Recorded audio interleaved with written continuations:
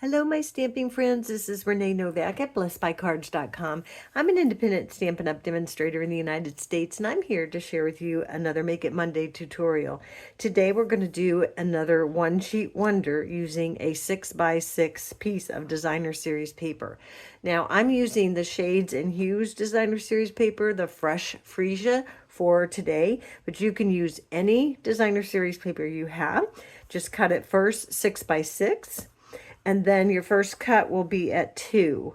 You'll then cut your 2-inch strip at 3 1/4, and that will give you a 2 3 1/4, and then you'll have a 2 3/4 left over. Then you're going to have a piece that measures 4x6. And this 4x6, you want to put it in your cutter and cut it at 4 to get a 4x4, and then you'll have a 2x4 left over. And so what you're going to want to do with this 4x4 is cut it on the diagonal, kind of an offset diagonal. Let me show you what I mean. So this would be your diagonal straight on. But instead, if you just kind of turn it a little bit of cattywampus, whichever way you want, doesn't matter how much, and then just simply use your cutting blade to cut that on the diagonal so that you have two kind of not totally diagonal pieces, but two pieces.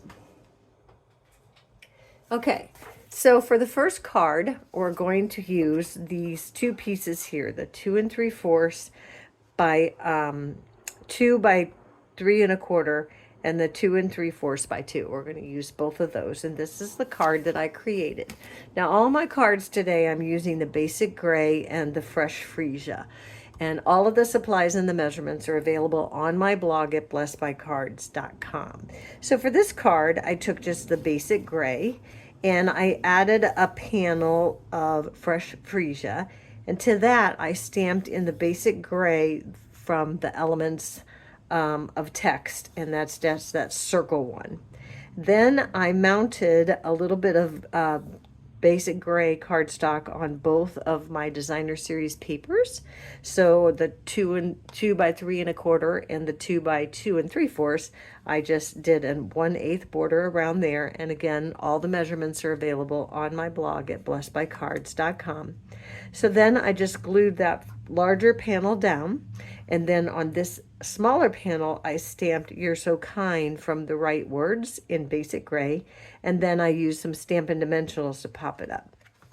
And then, of course, you can add a piece of white to the inside and decorate as desired. So for our second card, I took those two offset diagonal pieces and I put them into kind of a K look. It's a little bit of a diagonal here, and then I layered the other one on top. It gives it a little fun dimension.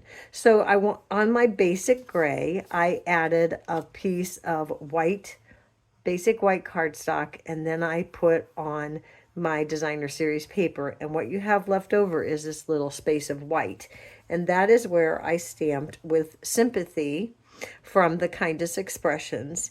And then I took a blending brush and just added a little bit of color right to the inside, right on top of that greeting. And you can add it as light or as dark as you want. And then I just added a little bit of bling, and that is our second card. So for our last card, and again, I'm sticking with the fresh freesia and the basic gray theme. I use that last piece that measures 2 by 4, and I just put a border of gray around that. And then I stamped from the Gallery of Blooms the little flower, and this is the new color, the Secret Sea. I like it. It's nice and dark. And then I colored with the alcohol blend markers. And then this thanks is from Simply Said, and it's stamped with that new in color Secret Sea, and I added a little bit of bling. I cropped my white cardstock with the circle from the Stylish Shapes dies, and then I mounted it on my card with Stampin' Dimensionals. Now, if you don't have the blends, let me show you a really quick tip on how you can get an alcohol marker by using one of your alcohol painters. So what you're going to want to do is, instead of putting water in your aqua painter, you're going to want to put alcohol. And then you want to clearly mark it so you don't get it mixed up with your watercolor pens.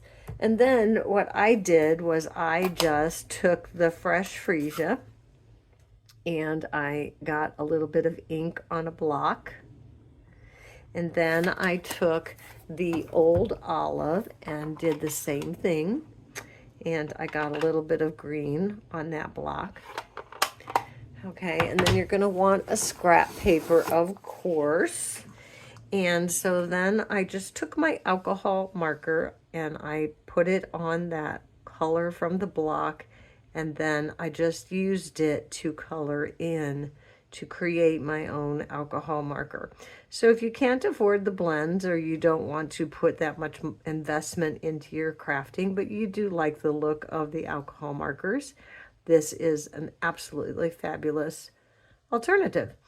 And so it does work best if you Stampin' StazOn, so be careful, since this is not StazOn, not to get it too muddy. So you don't want to get too much blending going on. I'm just going real lightly on that color so I don't get mud with my alcohol. So, and then all you have to do is, on your scrap paper, get that to go clear, and then you put it right in your green, and then you can get your green. And it does go lighter, and it dries a little bit lighter. You can come back in and add more green if you want, and you can, as you see, it's getting a little bit lighter and a little bit lighter. As you color, it's getting a little lighter.